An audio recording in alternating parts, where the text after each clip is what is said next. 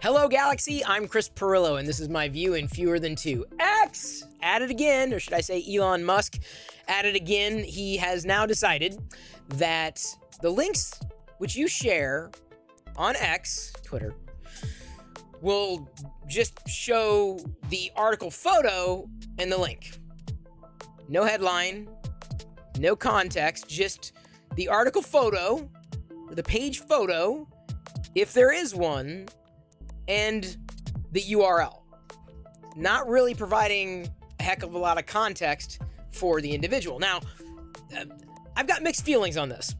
Yes, it would be argued this could create a cleaner feed, but I would be more inclined to click over to something that was more interesting with a clickbaity thumbnail than I would have prior to that. I would have stayed and have largely stayed on Twitter and scrolling through, X, scrolling through, seeing the photo or the article image, and then, maybe the link, knowing where it came from, and certainly context, like a headline and a teaser. We're not getting the headline or the teaser anymore.